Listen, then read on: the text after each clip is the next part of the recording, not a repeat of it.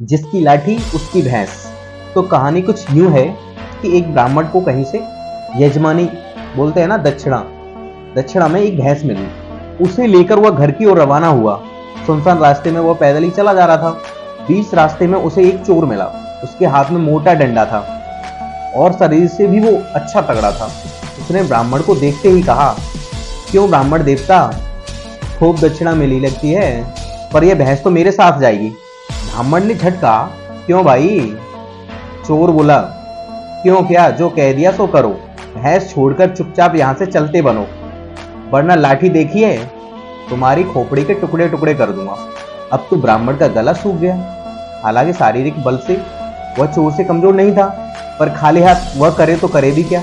विपरीत समय में बुद्धिबल काम आया। ब्राह्मण बोला, ठीक है भाई, भैंस भले ही ले लो, पर ब्राह्मण की चीज यूं छीन लेने से तुम्हें पाप लगेगा। बदले में कुछ देकर भैंस लेते तो पाप से बच जाते। चोर बोला, यहां मेरे पास देने को धरा क्या है? ब्राह्मण ने झट कहा, और कुछ ना सही, लाठी देकर भैंस का बदला कर लो। चोर ने खुश होकर लाठी ब्राह्मण को पकड़ा दी और भैंस पर दोनों हाथ रखकर खड़ा हो गया।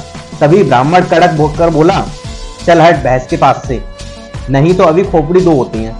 चोर ने पूछा, क्यों? ब्राह्मण बोला, क्यों क्या, जिसकी लाठी उसकी भैंस। चोर को अपनी बेवकूफी समझ आ गई और उसने वहां से भागने में ही भलाई समझी। किसी ने सच ही कहा है कि जिसमें अक्ल है उसमें ताकत है। तो अब समझे कि यह कहावत यहीं से शुरू हुई, जिसकी लाठी उसकी भैंस।